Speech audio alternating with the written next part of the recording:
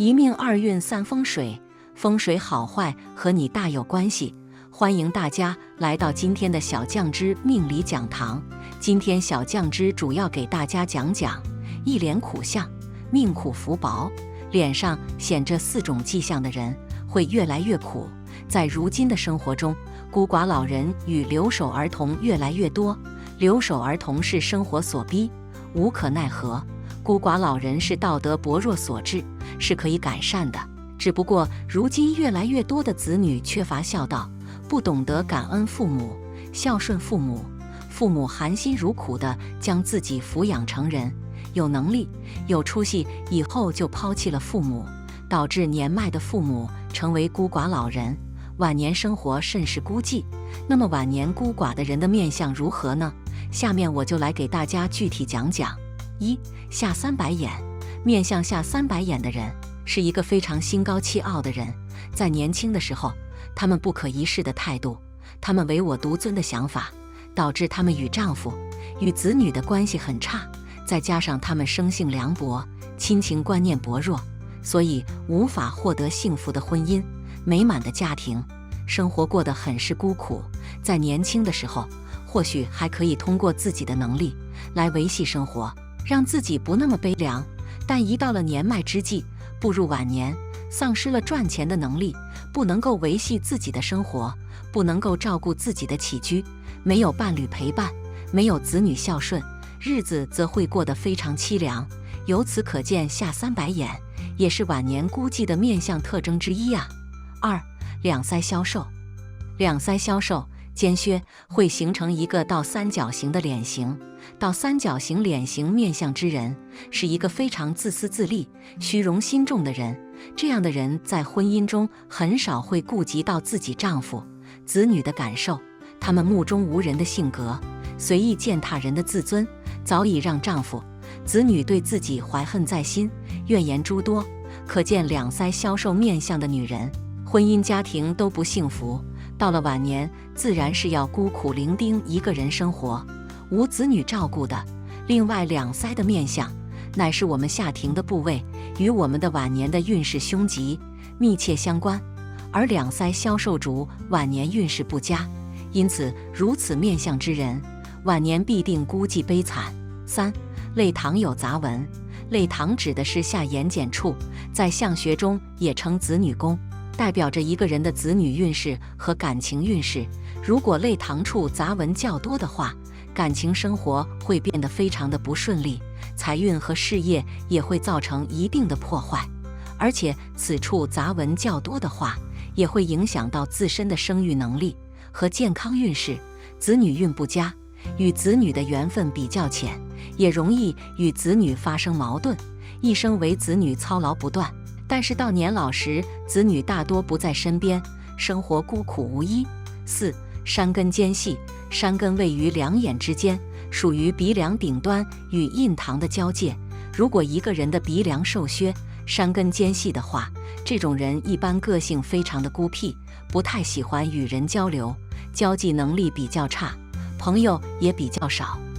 而且山根象征着一个人的祖业和福音，山根太细的人缺乏主见，做事缺乏气势和坚持，事业方面不太理想，因为不善于沟通，婚姻生活也很难和谐，与配偶之间的关系不太好，恐有分离的危险。老年时身边缺少亲人陪伴，晚年生活孤独。5. 人中短浅有恶痣。人中位于嘴巴和鼻子之间，是面部任脉和督脉交汇之所，代表着一个人的脾性、健康和子女运。在传统的面相学中，人中的形态和特征被认为与个人的性格和命运息息相关。如果一个人的人中短浅或是长有恶痣，这种情况往往被认为是不吉利的象征。首先，人中短浅的人被认为脾气不稳定，性情喜怒无常，常常容易对身边的人发火。这种人通常缺乏耐性，容易因为小事而暴躁发怒，对他人缺乏宽容和理解。他们往往在生活中喜欢斤斤计较，凡事喜欢与人争执。这种性格特征使他们在人际关系中很难获得他人的信任和支持，其次，长有恶痣的人中，也被认为是不吉利的征兆。在面相学中，恶痣通常被视为不良运势的象征。长有恶痣的人中，不仅影响美观，更被认为是性格上存在缺陷的表现。这种人一般为人小气，缺乏大度和慷慨之心，不注重孝道，对老人缺乏尊重，甚至可能恶语相向，伤害他人的感情。这种人不仅在家庭中难以得到和谐的关系，在社会中也常常孤立无援。最后，人中短浅或常有恶痣的人，通常健康状况不佳，容易患各种疾病。由于缺乏健康的生活方式和积极的心态，这种人往往在年轻时就遭受疾病的困扰，晚年生活更是孤独凄凉。他们缺乏与家人和朋友的亲密关系，晚年生活孤独无依，生活质量也相对较差。6. 喉结凸起吹火嘴，嘴巴代表着一个人的感情薄厚和为人处事的态度。如果一个人的嘴巴向前撅起明显，就像吹火一样的话，这种嘴型在相学中称为吹火口。长有这种嘴型的人，如果喉结也比较突出的话，这种人一般性格非常的固执和自我，话特别的多，而且说话口无遮拦，不注意场合，为人也特别的八卦，喜欢在背后一人说人长短和是非，挑拨他人的关系，因此人缘特别的差，也没有什么朋友，遇到困难时也没有人愿意出手相助，晚年缺少照顾和关心，生活孤独凄惨。7. 腹船口，腹船口指的是嘴角下垂，看上去就像船翻过来一样。这种人一般性格内向，不太喜欢说话，但是心胸狭窄，凡事喜欢与人计较，而且个性也比较的倔强，决定的事情就会去做，丝毫不在乎别人的劝阻和感受，嫉妒心也特别的强，看不得别人比自己过得好，遇到困难喜欢逃避和退缩，出了问题喜欢推卸责任，特别的难相处，怨气很重，特别的喜欢抱怨，身边也没有什么朋友，晚年容易孤单一人。8. 唇形歪斜不正，如果一个人的嘴巴歪斜不正的话，这种人一般非常的善于花言巧语，口才特别的好，但是为人处事方面缺乏诚信，脾气也非常的暴躁，特别的喜欢管闲事，也特别的喜欢强词夺理，永远也不会承认自己的错误，喜欢在背后说人闲话，挑拨是非，为典型的小人之相，所以身边的人慢慢会远离他们。晚年时身边也没有人陪伴，生活孤苦而贫穷。9. 下巴短小，下巴在相学中代表着一个人的晚年运。如果一个人的下巴短小的话，这种人一般头脑比较聪明，但是却非常的神经质，整个人非常的敏感，做事也没有长性，考虑问题非常的现实，缺少人情味，总是喜欢指责别人的错误，却从来不在自己身上找问题，家庭责任感非常的差，内心不安稳，总想往外跑，不喜欢在家待，家庭运和子女运比较差，晚年孤独寂寞贫困。10. 鼻梁瘦削无肉，此类面相的男人个性比较孤僻，喜欢独来独往，做事固执且不听人劝说。32至34岁时感情运极弱，极容易因自己的经济问题而与另一半发生争执，最终难逃离异的结果。中年大多孤苦伶仃，此面相的女人为人内心不够细腻，口直心快，容易因表达问题而与另一半发生矛盾。在34至36岁，他们大多会面临较大的家庭纠纷，容易因此而离异，且晚年的子女缘浅。11. 脸上杂毛多，